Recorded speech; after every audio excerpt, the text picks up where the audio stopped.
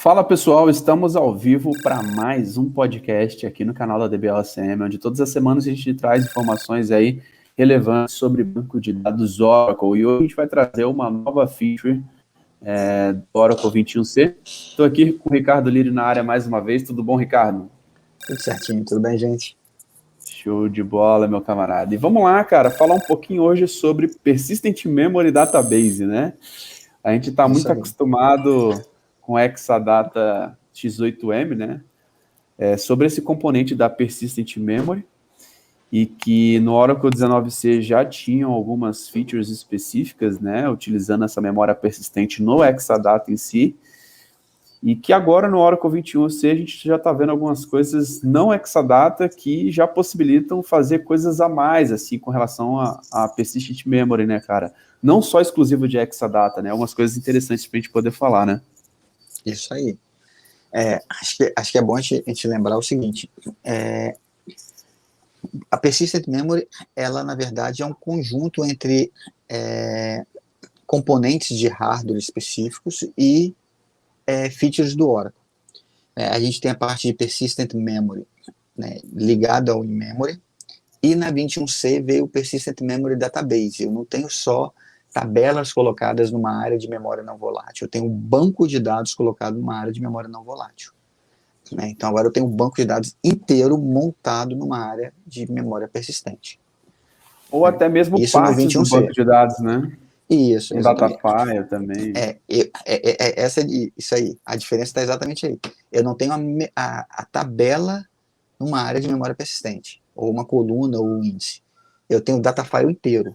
Um datafile, dois datafiles, três datafiles. Parte de control file e redulog. Não pode ter a parte de auditoria, né, os audit trails, os trace logs e nem o SP file. Né, porque, inclusive, eu monto ele na montagem do banco. Né, é uma área de... Né, semelhante ao que a gente tinha com o DBFS, até mesmo com a CFS, só que é um tratamento diferenciado. Eu enxergo um file system no meu sistema no sistema operacional, né, no meu Linux lá, por exemplo, direto eu consigo enxergar o meu arquivo lá dentro, né, mas ele está numa estrutura diferente. Né, ele não está dentro do meu disco, né, tem uma piramidezinha que é bem interessante para mostrar como é que funciona a parte de custo, né, em que nível que está a parte de persistent memory do database. Né. A gente tem a parte, quanto maior a capacidade, menor é o custo e maior a latência. Hoje ainda é assim. Né. Uma tape library é muito mais barato, tem uma capacidade muito maior do que você ter um storage todo all flash e com a mesma capacidade de uma tape library. Né. A gente sabe que a tape library aí são centenas e centenas e centenas, se não milhares de teras, né, que a gente tem aí, né, numa infraestrutura de tape library. Só que ela é mais lenta, né, e assim, o custo é menor. Aí depois a gente tem os discos, aí dentro dos discos tem aqueles discos de 7.500, 10.000, 15.000, né, arquitetura, qual o barramento do disco, né. Depois eu entro na parte de flash, aí eu tenho uma evolução do flash, que é a persistent memory, né, que é um disco não volátil. Né. Por exemplo, você citou bem o Exadata. O Exadata usa o Optane, foi desenvolvido, né, inclusive o projeto do Optane foi liberado primeiro para o Exadata. Né, a Intel liberou o Optane primeiro para a Oracle fazer os testes. Aí depois eu tenho memória RAM, né, a parte de cache de CPU e parte de registro de CPU, né, que são memórias com acesso tão rápido, mas muito pequenas e muito caras. Você não vai colocar dezenas de processadores para poder melhorar a quantidade de cache de CPU que você tem. Né, ou aumentar a quantidade de CPU, você criar um processador com um cache de CPU muito maior. Isso acaba encarecendo muito o projeto. Então a gente tem algumas etapas aí antes aí, né, e a PMEM está exatamente nessa parte, entre o flash e a memória, né, a memória RAM, a SD-RAM. Né. Vantagem, né, ele é uma memória quase tão rápida quanto a SD-RAM, mais barata e ela não é volátil. Você está trabalhando, aconteceu algum problema, perdeu a energia, a máquina sofreu um crash, está tudo lá dentro gravado. Né? Eu tenho um sistema de ponteiramento que vai gravando isso aí tudo para mim. Então, é persistente, né? Como o próprio nome diz, é banco de dados em memória persistente, né? Muito bom, Ricardo. Acho que foi uma bela introdução aí realmente do que é a questão da memória persistente, né? Que é um elemento que a gente já tem visto com uma grande frequência, assim, quando a gente se fala de hardware, né? Tanto o Exadata que você citou, a questão até mesmo de notebooks que já estão vindo com persistent memory, né? Isso. Então, é algo que a gente já está vendo com uma certa frequência. E como que a gente pode usar esse componente quando se fala de banco de dados Oracle, né? No Exadata em si, como você falou, tem um projeto lá do Optane, que foi algo que foi desenvolvido, foi realmente liberado primeiro por Exadata, então o Exadata, como sempre, trazendo novidades aí. E agora a gente tem realmente essa feature do 21C, que é o Persistent Memory Database, que você consegue realmente colocar o seu banco todo, ou uma parte do seu banco realmente dentro desse cara. Mas tem alguns arquivos que não rola da gente colocar lá, né, Ricardo? Isso aí. Eu não consigo colocar SPFile, não consigo colocar audit trail e nem os 3 files, né? Consigo colocar os data files, control files. Não é interessante eu colocar o redo file, né? Os redo logs, né? Posso colocar, não tem problema, né? Mas o best practice da Oracle evita colocar o redo file lá dentro, o redo log lá dentro. Legal, cara. E quando a gente fala de Persistent Memory Database, né, é algo realmente exclusivo do 21C, essa feature, é uma new feature do 21C. E a gente tem um componente que é o Oracle Persistent Memory File Store, né, que é um cara fundamental nessa arquitetura, né? Ele que é o responsável por tudo, né? Ele ele que gerencia e cria toda essa parte de sistema de arquivo que você tem para poder colocar o seu banco de dados na área de persistent memory, né? Então, seria uma área de storage, né, de armazenamento de arquivo da persistent memory. Ele cria essa área para você, né? Como eu falei no começo, rapidinho, né? Eu não posso colocar o SPFile, porque lá dentro do SPFile eu tenho parâmetros para poder fazer essa criação. Então, se eu não tiver com o SPFile montado, né, eu sei com o meu banco montado, lendo meu SPFile, eu não vou conseguir acessar essa área, né? Eu consigo não acessar não montar automaticamente essa área, né, no meu start do meu banco, né? Mas eu preciso ler o meu SPFile de fora. É igual acontecia antigamente, quando nas primeiras versões do SM, eu não podia colocar o SPFile dentro do SM, porque eu precisava primeiro levantar o SM para depois levantar meus bancos. Hoje em dia a gente vê que não tem mais nada disso. O SM é independente, ele levanta mesmo, de qualquer jeito, ele vai levantar ali e você pode colocar tudo lá dentro. Mas nas primeiras versões a gente não conseguia colocar isso lá dentro. Não tinha como. Como é que eu vou ler meu banco com um troço que ainda não está disponível? Por enquanto ainda é assim. Futuramente, quem sabe, né? E o legal, Guilherme, o que acontece? Essa área de memória persistente, né, isso não é uma coisa exclusiva, por exemplo, igual você falou, Exadata. Existem projetos de players de mercado, Dell, Lenovo, que eles criaram bancos de dados, né, com a parte de memória persistente. Ainda não tem a parte de memória persistente de database, por ser uma feature do 21C, o 21C não está liberado. Né, liberado para você fazer download normal. Até a data de hoje que a gente está gravando esse podcast, né? Quem estiver ouvindo daqui a alguns dias ou meses pode ser que seja liberado.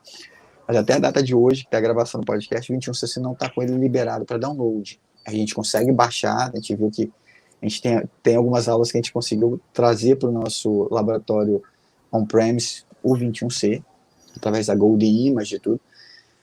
Mas eu ainda não tenho um caso de uso de 21C on-premise, produção mesmo, né? Então, eu consigo ter a parte de memória persistente, que é algo que está se desenvolvendo muito no mercado. O mercado está desenvolvendo muito. Como você falou, eu tenho um notebook com os componentes para ter a persistent memory, né? Eu já tenho meus notebooks todos com NVMe, tudo com essa parte para desenvolvimento dessa parte de memória persistente. Lembrando que memória persistente, ela o próprio nome diz, memória persistente, ela não é volátil, então ela está dentro de alguma estrutura de disco, não pode ser um disco 5.200 de banco de dados, de notebook. Né? Não tem o porquê, é mais rápido se acessar, talvez até mesmo seu HD externo, dependendo. Né? Mas você tem que ver que você precisa de algo que te dê performance. Né? Por isso esses projetos todos em cima da área de persistent memory. E tem vantagem ali em cima ainda. Né? Tem bastante vantagem. Né? São coisas que são bem interessantes.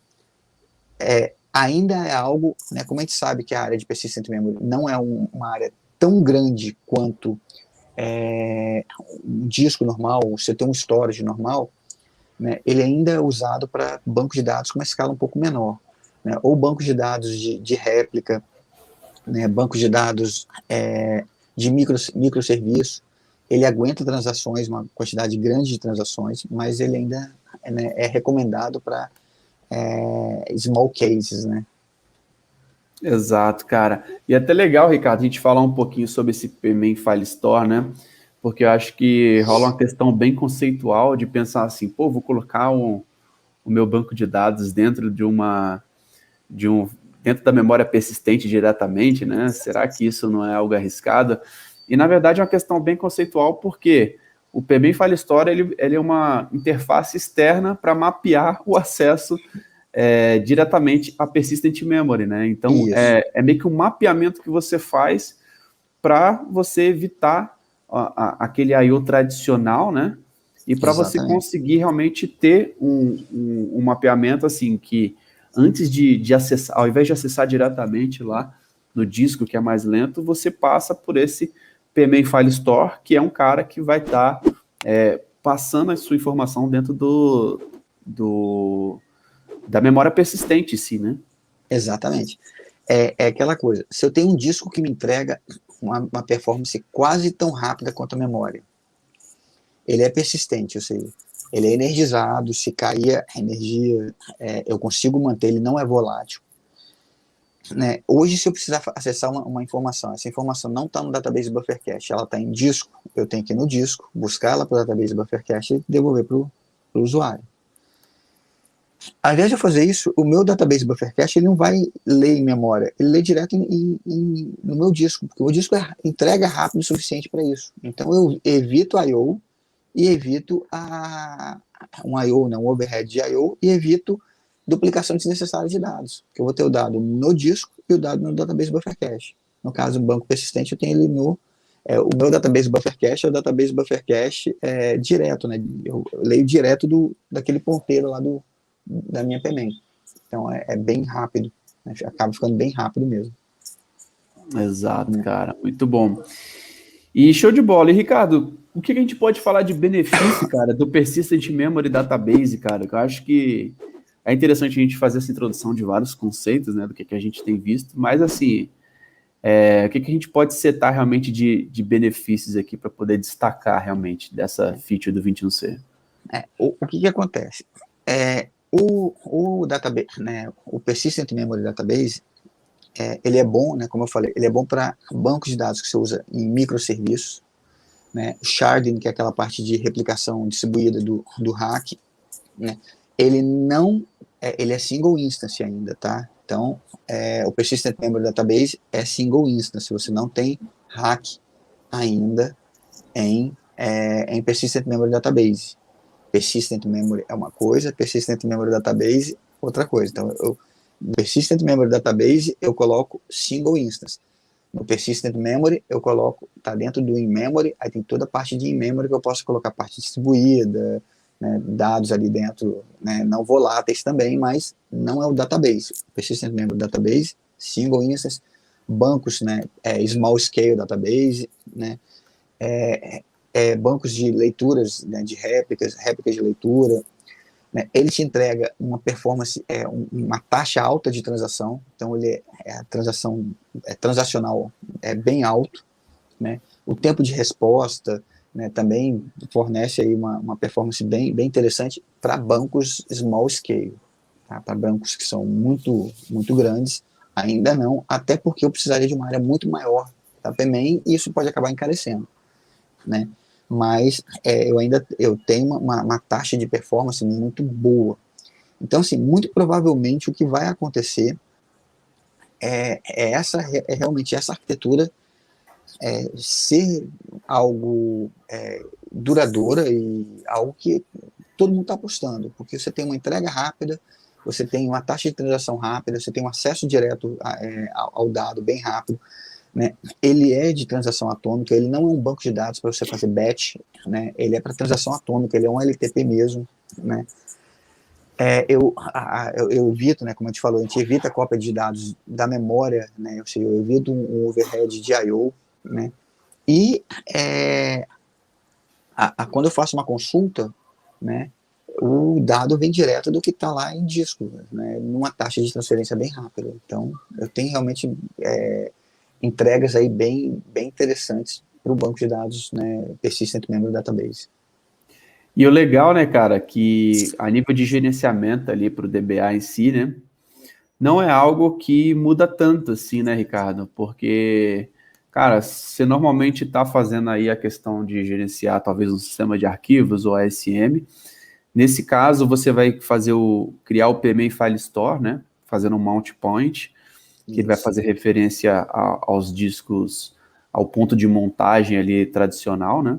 Que ele vai ser um cara que vai fazer esse link, né? É um apontamento de fato. E aí, cara, como que a gente pode fazer a migração, por exemplo, do nosso banco de dados ou de alguns data files especificamente para essa área, para o Persistent Memory Database, cara, para o PME File Store, por exemplo? Eu posso fazer o seguinte, eu posso, né, fazer um move out database, out data file, out database, move data file, né, ou posso fazer um RMAN restaurando direto lá para dentro, né, é bem tranquilo, Não muda muita não coisa, né, muda cara? muita coisa. Talvez, acho que com os labs mais para frente, né, com a gente, toda essa parte ficando mais fácil de trabalhar, né, ficando mais disponível para teste, acredito que DBA que tem um pouco de dificuldade em entender o conceito do ASM, pode ser que fique até mais fácil, porque ele vai enxergar o arquivo ali dentro. Né? Eu já vi muito DBA reclamando, poxa, o ASM é complicado porque eu não vejo. Eu vou lá, dou um LS, não tem nada, eu tenho que entrar numa interface para poder verificar alguma coisa. E ele vai ser um ponto de montagem num disco. Né? Então você vai enxergar realmente as coisas. Né? Se ele é um ponto de montagem no disco, eu preciso de algumas permissões para poder criar esse ponto de montagem, né? Não é qualquer usuário que vai entrar dentro do banco de dados. Banco de dados multi-tenant, você tem que fazer a montagem no CDB root, né? Então, assim, você tem que ter alguns privilégios específicos para poder fazer a montagem, né? Para poder trabalhar ali dentro, depois o usuário, que é o owner, né? No caso, normalmente a gente usa Oracle, ele tem toda a parte de privilégio para trabalhar em cima desses arquivos, então é bem tranquilo. Legal, pô. Outra coisa também interessante de poder falar, que quando a gente está falando de multi-tenant, a gente deve estar conectado como CDB root e com o usuário como Isso. sysdba para fazer, Sim. por exemplo, um alter pman file store mount, por Mount. exemplo, né? Isso aí, né? Algumas coisas importantes também. Exatamente, não é de qualquer jeito, né? A gente pode montar no start do banco ou fazer a montagem no Alter Database mount lá o seu usuário de payment. Né? Pode ser dos dois jeitos. Exatamente. E, pessoal, isso aqui é uma coisa relativamente bem nova, tá? A gente está falando da documentação do 21C. A gente está falando realmente de algo bem interessante. A gente tem visto como que o assunto PMEM tem sido falado no Exadata, né? E quando a gente visualizou realmente esse tema, o Persistent Memory Database, né? É uma coisa nova e interessante que se chama atenção, que eu acho que é bom a gente ficar ligado, entender quais são as possibilidades, né? Muitas vezes a gente, dentro dos ambientes, talvez já tem algum servidor novo que tem uma Persistent Memory, né? E como que a gente pode utilizar isso de uma forma interessante, né? Como que a gente pode trazer mais resultado? Como que a gente pode utilizar o PMEM de uma forma mais efetiva, né? Então, muitas vezes criar um novo home lá com 21C, cara, seja uma boa alternativa, né, Ricardo? Exatamente. Né? Faz uma baixa a Gold Image, né? Cria uma areazinha lá com 21C e vamos começar a testar essas funcionalidades novas que tem aí. Algumas das funcionalidades do 21C, a Oracle, como teve esse atraso na liberação do 21C, né, já que o 20C não saiu, algumas a Oracle liberou no 19, tipo blockchain, né? no 19, a partir da 19.8, se não me engano, ou 19.10, o blockchain já estava liberado. Mas o Persistent Memory Database ainda é 21C. A gente não tem ele no 19C. Né? Se alguém perguntar, poxa, mas eu vi uma propaganda falando que o Oracle 19C tem Persistent Memory. Tem. Não tem Persistent Memory Database. Tá? É diferente. Muito bom, cara. Muito bom. Fechou, Ricardo. Eu acho que é isso, né, cara? Não sei se tem alguma consideração a mais, mas acho que foi um bom bate-papo para a gente poder ver o que a gente tem. Falar um pouco, compartilhar aqui com o pessoal, né? O que a gente tem visto de novo aqui quando se fala de Persistent Memory, quando fala de Oracle 21C. Acho que é sempre interessante a gente trazer assuntos, às vezes, mais básicos aí, né? Envolvendo arquitetura, envolvendo conceitos. E algumas coisas de novidade também, né? Que eu acho que é um tema que é bem interessante. O pessoal sempre está atualizado. Cara, o que tem de novo no 21C, né, cara? Como que eu consigo utilizar? Qual que é a documentação? Pessoal, isso aqui tem no Administrator Guide, tá? Então, você pega o Administrator Guide do 21C, você vai ver lá um tópico relacionado a Persistent Memory Database, algo bem interessante para quem é aluno, pessoal. Fique ligados que em breve a gente vai fazer uma aula aí mostrando também esse tópico aí na prática para vocês que são alunos, beleza? É isso aí. Mais alguma coisa aí, Ricardo? Nada, só... Fechamos por aqui? Fechamos. Como você falou, na documentação tem no Administration Guide, tem a parte Persistent Memory Database, capítulo só para ele, e na parte de estrutura de arquivos também fala sobre o Persistent Memory, né? Capítulo 13 e 16, se eu não me engano. Exatamente. É porque eu li antes de fazer antes que você fale assim, pô, já decorou. Você decorou, cara? Já decorou os códigos de erro e agora decorou os capítulos do manual. Não, ainda não. Show de bola. Muito bom, Ricardo. Muito bom esse bate-papo aqui, cara. Até para a gente poder estar sempre passando o que tem de mais novo quando o assunto é banco de dados Oracle, né? Então, fechou, cara. Fechou. Grande abraço, cara. Até a próxima, Ricardo. Igualmente. Valeu. Até a próxima. Tchau, tchau. Tchau.